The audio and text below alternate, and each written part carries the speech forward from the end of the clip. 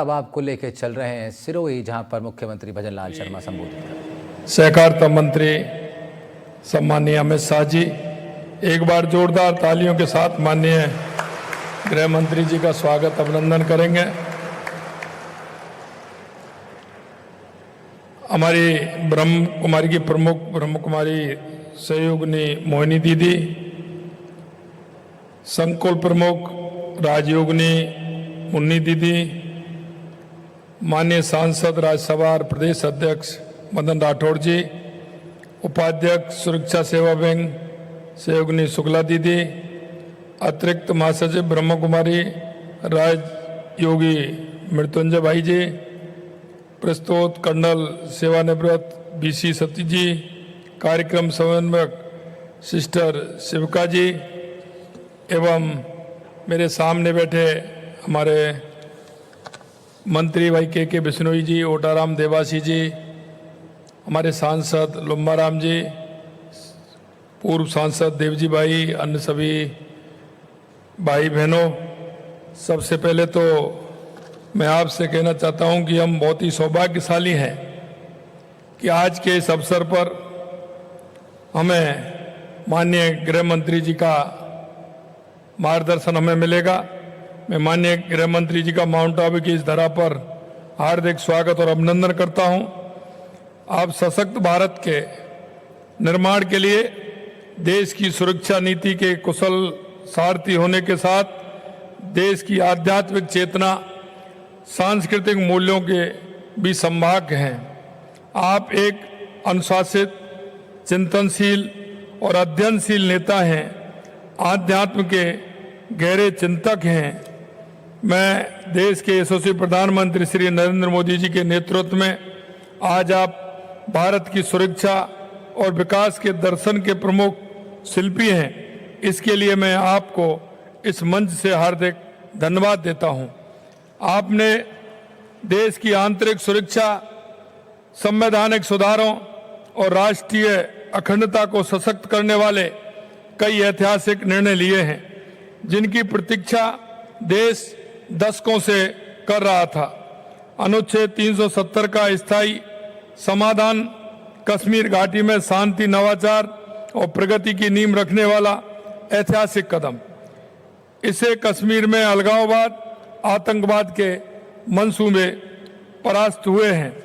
नक्सलवाद के विरुद्ध आपकी जीरो टॉलरेंस की नीति के चलते वे क्षेत्र जो कभी भय और हिंसा के पर्याय थे, आज शांति और विकास के पथ पर अग्रसर हैं। सहकारिता में आपके लंबे अनुभव, पारदर्शी व्यवस्था लागू करने से इस क्षेत्र को नई ऊर्जा मिली है। आज ब्रह्म कुमारी के इस आयोजन में आपकी उपस्थिति ये बताती है कि आप देश की सुरक्षा के साथ साथ आध्यात्मिक उन्नति को भी राष्ट्र की मजबूती का एक अनिवार्य आधार मानते हैं। इस अवसर पर मैं पूज्य राजयोगिनी दादी रतन मोहिनी जी को श्रद्धा सुमन एवं नमन करता हूं, जो अब हमारे बीच नहीं है। उनका जीवन त्याग, प्रेम, सेवा, सादगी और आध्यात्मिक अनुशासन की अनूठी मिसाल रहा है। उनके विचार करोड़ों लोगों की प्रेरणा और मार्गदर्शन प्रदान कर रहे हैं। साथ ही ब्रह्म कुमारी की जिम्मेदारी अब राजयोगिनी बीके मोहिनी दीदी संभाल रही हैं। आपका ज्ञान और अनुभव इस संस्था को और अधिक ऊंचाइयों तक ले जाएगा। आज वर्ष 2025-26 की जिस राष्ट्रीय थीम विश्व एकता और विश्वास के लिए ध्यान को लॉन्च किया गया है, वह मौजूदा सामाजिक, राजनीतिक, वैश्विक परिदृश्य में अत्यंत प्रासंगिक है। शांति और सद्भाव की ये तपोभूमि आंतरिक जागृति के माध्यम से हमारे बहादुर जवानों के आत्म सशक्तिकरण से जुड़े राष्ट्रीय संवाद को और भी प्रभावी बनाएगी। आज इस संवाद कार्यक्रम में हमारे सुरक्षा बल हिस्सा ले रहे हैं।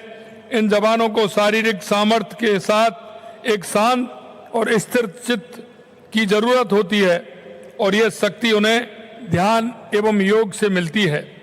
ब्रह्म कुमारी जी संस्था अपनी कार्यशालाएं, सत्रों और कार्यक्रमों के माध्यम से सुरक्षा बलों को मानसिक सुदृढ़ता, भावनात्मक संतुलन प्रदान करने में और उनकी आत्मिक शक्ति को जागृत करने में महती कार्य कर रही है। इस संस्था ने राजयोग को सहज के साथ साथ जन जन तक पहुंचाया है। आज ये तनाव मुक्त जीवन, मानसिक स्वास्थ्य और आत्मबोध का माध्यम बन गया है। यशस्वी प्रधानमंत्री श्री नरेंद्र मोदी जी का कहना है कि योग शांति का अभ्यारण प्रदान करता है और ये हमें धैर्य के साथ जीवन की चुनौतियों को सामना करने में सक्षम बनाता है। उन्हीं के प्रयासों से 21 जून को संयुक्त राष्ट्र संघ ने अंतर्राष्ट्रीय योग दिवस के रूप में घोषित किया और आज दुनिया भर में योग अभ्यास करने वालों की संख्या बढ़ रही है। आज भारत एक नई योग अर्थव्यवस्था बन रहा है। प्रामाणिक योग सीखने के लिए लोग भारत आ रहे हैं और योग पर्यटन के लिए आकर्षक बढ़ रहा है। योग और ध्यान में हमें यह एहसास दिलाता है कि हमारा कल्याण हमारे आसपास की दुनिया के कल्याण से जुड़ा है।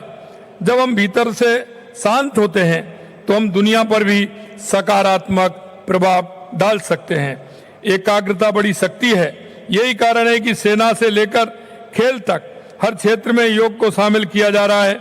मुझे विश्वास है कि आज के कार्यक्रम एक आंदोलन का रूप लेकर भारत को आर्थिक एवं सैन्य शक्ति के साथ ही आध्यात्मिक के विश्व गुरु के रूप में स्थापित करने के प्रधानमंत्री जी के संकल्प को पूरा करने में सहयोगी बनेंगे। योग और ध्यान के माध्यम से हमारे जवानों के लिए किए जा रहे अद्भुत प्रयासों के लिए मैं ब्रह्म कुमारी संस्था को हार्दिक बधाई और धन्यवाद देता हूं। साथ ही मैं हमारी सेना और पुलिस के सभी जवानों और अधिकारियों को उनके अथक परिश्रम, निष्ठा और समर्पण के लिए हृदय से धन्यवाद देता हूं। हम सब के सम्मिलित प्रयासों से ही हमारे देश सुरक्षित, समर्थ और विकसित भारत की राह पर आगे बढ़ सकेगा। आप सभी इस कार्यक्रम में पधारे, बहुत बहुत धन्यवाद। जय हिंद, जय भारत, जय राजस्थान। ओम शांति।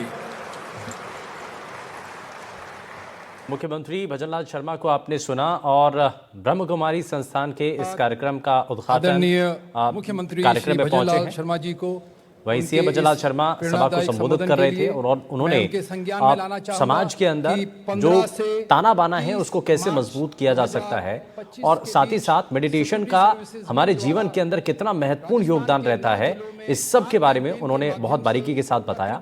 इसमें सेना के जो हमारे जवान हैं वो कैसे मेडिटेट होकर के अपने मन को और ज्यादा बेहतर तरीके से देश की सेवा में लगा सकते हैं। ये सभी बातें जो हैं वो मुख्यमंत्री भजनलाल शर्मा के द्वारा बताई गई हैं और इस कार्यक्रम के अंदर जैसा कि गृह मंत्री अमित शाह भी पहुंचे हुए हैं और इसमें ब्रह्म कुमारी संस्थान का ये रजत जयंती कार्यक्रम है जिसमें ये सीकर के आबू रोड जो दौरा है वहां पर अमित शाह आए हुए हैं। एक दिवसीय आबू रोड दौरा है गृह मंत्री अमित शाह का और इस दौरान बीजेपी प्रदेश अध्यक्ष जो हैं वो भी मदन राठौर भी कार्यक्रम में पहुंचे हुए हैं। ब्रह्म कुमारी संस्थान का ये रजत जयंती कार्यक्रम है जिसकी तस्वीरें इस वक्त आप देख रहे हैं। सुरक्षा कर्मियों के लिए बाकायदा कार्यक्रम ये तय किया गया है और इसमें जो हमारे सुरक्षा कर्मी हैं, जो हमारे देश के जवान हैं, उनके लिए ये कार्यक्रम पूरी तरीके से आयोजित किया गया है।